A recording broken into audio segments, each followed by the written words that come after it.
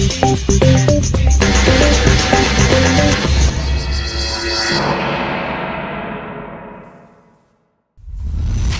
kids, welcome to this week's video. How do you like the spooky lighting? The reason I've lit this in a weird way is because, as you know, last week I was not happy with the way the light was hitting me in the face. So I've actually moved everything 90 degrees around where the big window light was up there, but it's still very sunny. So the bright light is not doing anything here. So I've got a ring light down here. I quite like the look of this. This reminds me of Alien.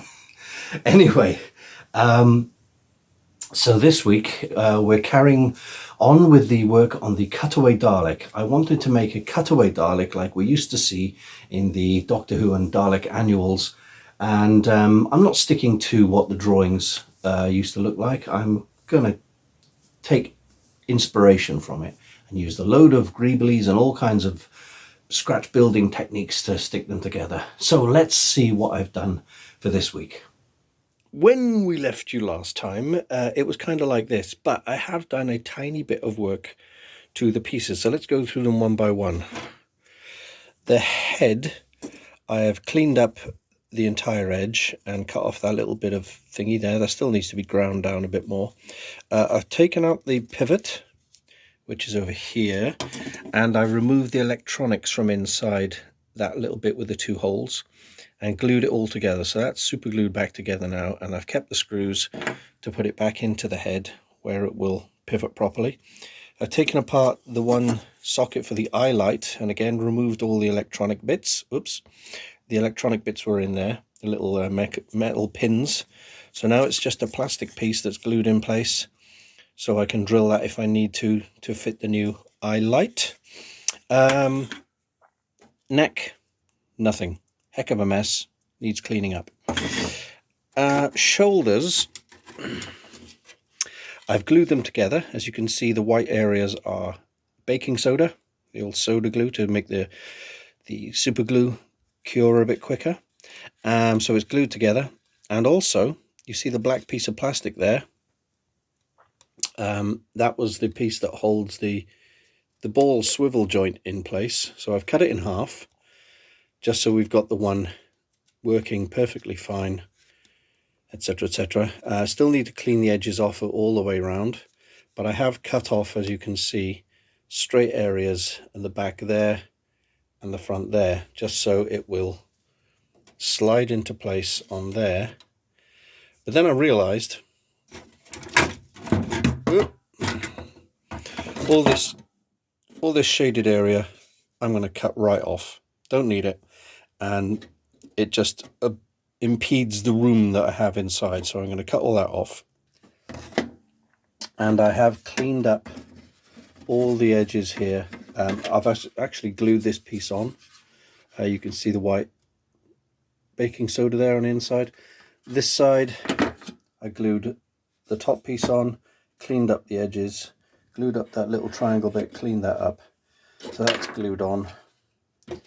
And I've also marked, I've cut out the wheel segment, which was here. I've cut that out. It's quite easy to do with a hacksaw. I'm going to take out the battery box, and in fact I'm going to cut all the way around this black line to again give me more room to put some gubbins in there. That bit taken off. Very easy with the Dremel. I had to completely destroy that to get out of the way, There's some on this side, especially this one. I think I'm going to take that off as well, because although they're handy to glue things to, these things do get in the way. There's plenty of little shelves and struts and things that I can glue bits onto, and also flat areas. And that's that off. I'd probably make use of some of these bits actually. And all those. Incidentally, difference between ABS and HIPS is that Lego is made of ABS because it's more solid and tough, and the bricks hold together tightly. Now cheap Lego is sometimes made of HIPS, which is a bit softer, a bit more rubbery, and that's why they don't hold together properly. You learn something every day. So there's our skirt. Obviously going to need a lot of cleaning up around here. I may even Dremel all this stuff off, but okay, so nice neat edges all the way around, a bit of sanding, and obviously the Dremel. What I'm going to do now is I'm going to take off all the little silver rivets around the edge there. Just personal preference. I did it on my last Dalek and they seem to look good.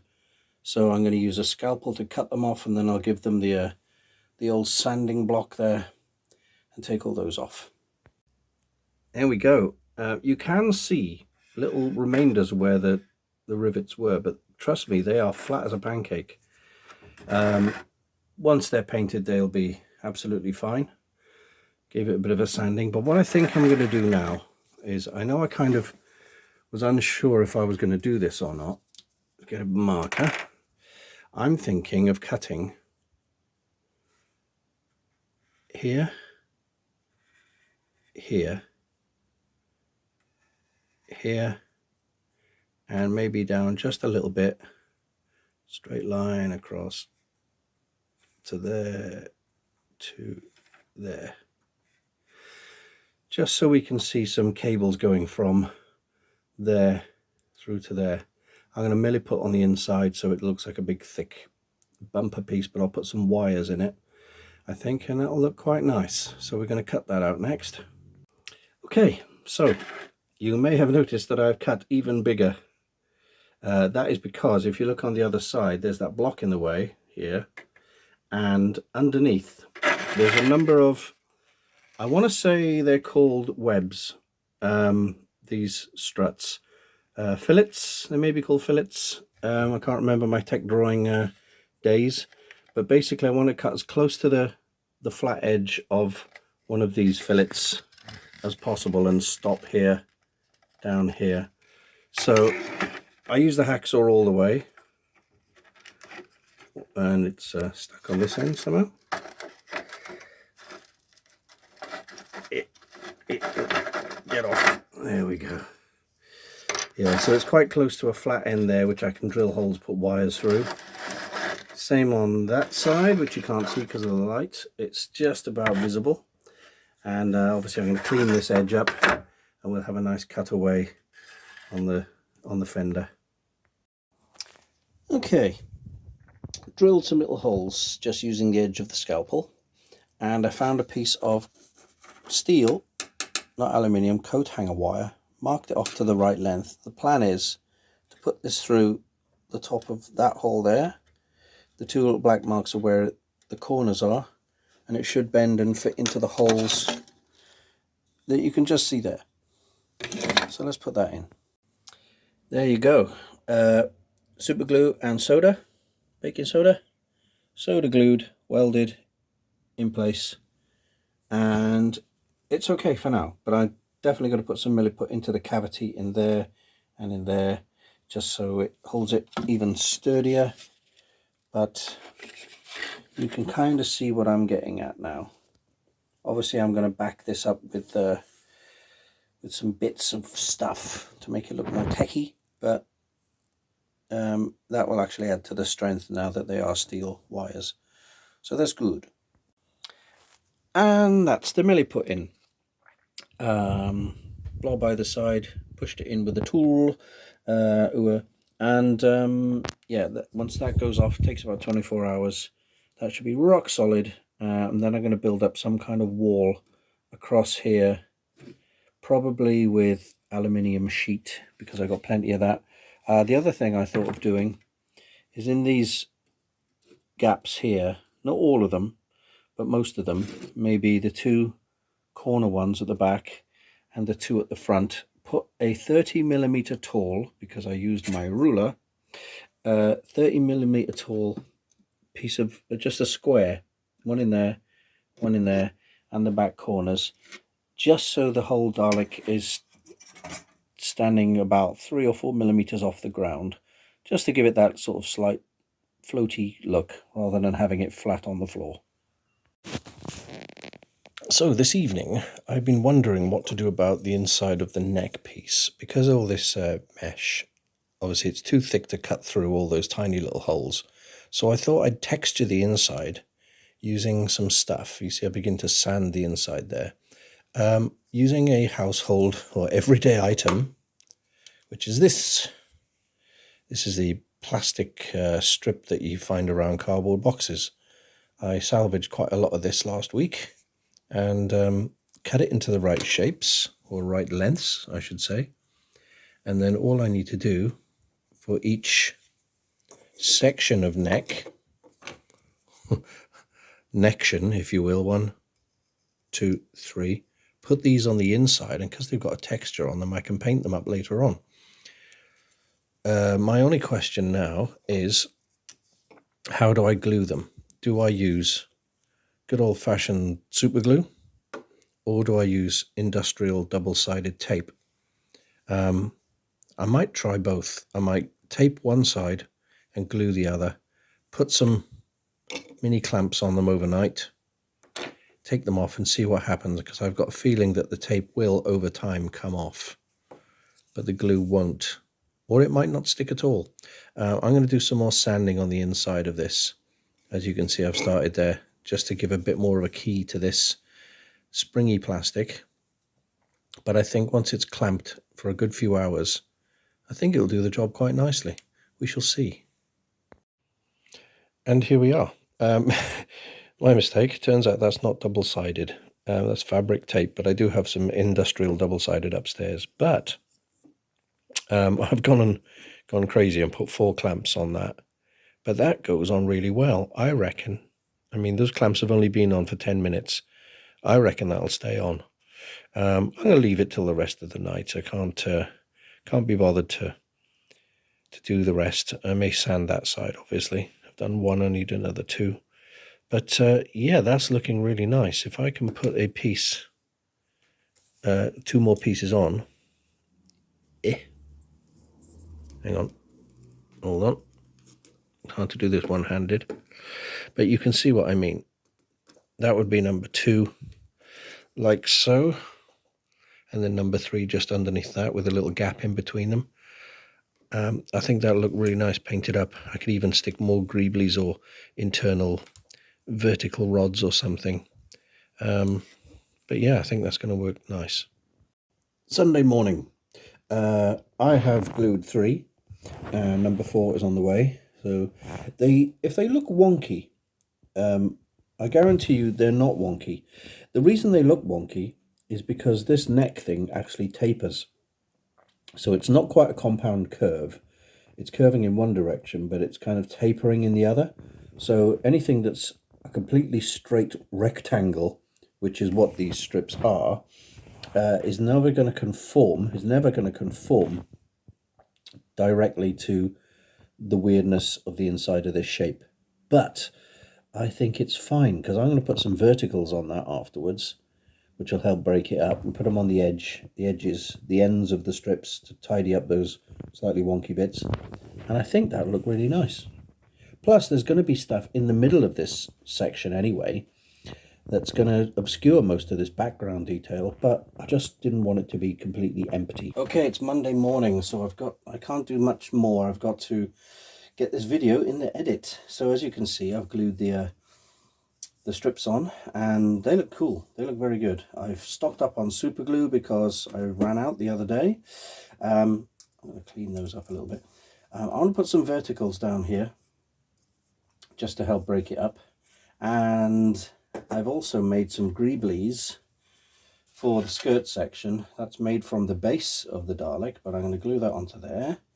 And I've cut another piece from the base. It's got the nice curvy bits on. I don't know what I'm going to use that for just yet. Right, I'll better give you a quick update on what's happening with the fender. I constructed a sort of box section out of this blue plastic and some little squares of black plastic just to help detail it up. It's a bit scruffy on the inside, but no one's seeing the inside really. Stuck some spare pieces there. But once this is all on, like that, you know, you will see some of the internal workings and this kind of stuff. But I'm quite happy about how that's come out, you know, with a steel wire there, steel coat hanger wire. I'm going to put some more normal wires and stuff. and maybe a couple of greeblies if I can squeeze them in. But I'm quite liking how this is going. This is a fun build. If you are a builder and you like to make things, have a go at doing one of these. You know, if you've got lots of spare bits of greeblies, it's a very fun thing to do. I like it a lot, because you can make it up as you go along, which is how I go through life. Anyway, let's put some verticals on the inside of the neck section. 6 little rods made out of the plastic, and I got 2 little spare leftovers, but I'm going to use those as well. So the plan for me is the inside of these, if the glue comes out of the, there we go, like that, pop one of them in. These rods kind of reflect what's going on the outside with the vertical rods, but again, make it up as you go along. One in the dead center. I'll put one on the edge first.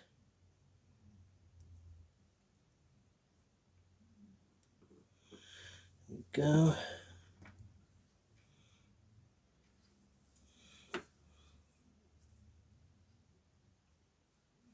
Oop. Stay there. And then one right in the middle. Yes, I'm eyeballing it.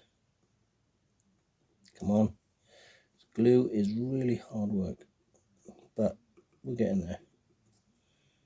There we go. This is also a good way of placing things.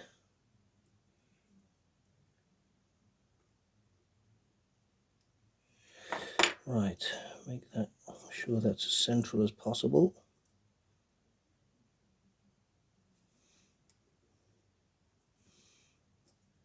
And he's stuck. Okay, so same on this side. I know we've kind of got a thick central bit there, but it doesn't matter. It's just to cover up the slightly dodgy edges of the plastic strip.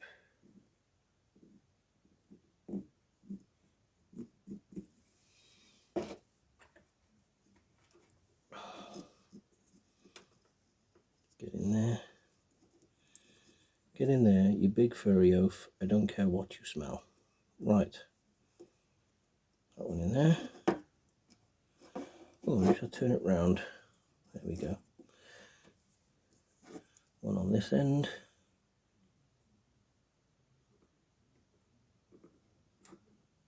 I've no idea if you can actually see what's going on. Can you? Yeah, you can. Just about. Put that one there. Let's straighten it up a bit. That end needs trimming off there. I'm going to trim that off with a knife when I get a chance. One in the middle.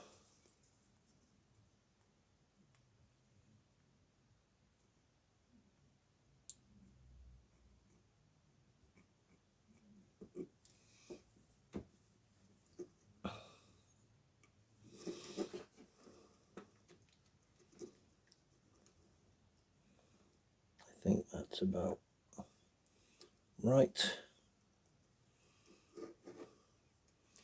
I do have these 2 little bits I wanted to use. What did I want to use them for? I can't remember. I've only got 2. Maybe I'll put them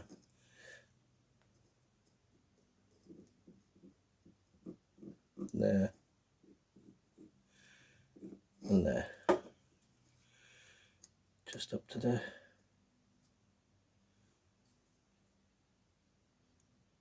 Almost as if it's a kind of extra reinforcement for the next section, so you puny humans can't get in.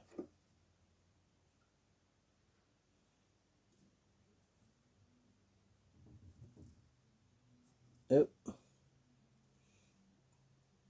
there we go. So I think that's going to be quite a nice one painted up. Probably go for black for the plastic strips and some other colour, maybe gold for the verticals, just to stick with the exterior kind of look. But I think that'll do fine. Sweet. There you go. So he's coming along nicely. I'm sorry to begin with that I can't sort of do a video where I do the entire build in one thing like some of the builders on YouTube do. This is because YouTube is not my full-time job. If it was my full-time job, I would spend all my time just building stuff and editing it. Unfortunately, these jobs have these YouTube videos and builds and stuff have to be squeezed in on Sundays and late at night, and you know, little an hour here, an hour there, where basically I can find the time to do it, and then I cobble it all together. So it is a bit of a drawn out process to watch, but unfortunately that's the way it's going to be so far until I can get a lot more subscribers. Talking of subscribers, if you've recently joined, and I know some of you have, thank you for joining. I'm super happy. We're crawling up towards the magic number of 1,000. But even then, if I get to 1,000 subscribers, it doesn't mean the floodgates will open and money will start pouring in, because I don't have enough watch hours. You've got to have 4,000 watch hours, and I'm up to about 2,600 watch hours. So quite a while, even if I had 1,000 subscribers, quite a while to go before I do qualify for monetization, unfortunately. But all I can do is keep making videos and hope it keeps you guys and girls and whoever on board. And again, if you've got anything to plug or anything you want to talk about, or maybe you want to come on and do an interview with me about something interesting that you do, then let's do that. Get in touch. If you've got any ideas for videos, let me know. I'll try and keep a list, and at some point I'll be like, what can I do now? And I'll just pick something from the list. So that's it for this week. Stick with me. I'm currently working through Babylon 5. That will probably be on Saturdays at midday, and we're currently reaching the end of season 2 on Babylon 5, and Tuesdays I'm going to be doing this build, but also I'm catching up with other stuff going on, including the upcoming B3C Barry Card and Collector-Con, which I'm hosting for 2 days, which is going to be an absolute banger of an event. Good stuff coming up. I've waffled far too much. I'll see you next time. Take care now. Bye bye then. Computer, close the doors!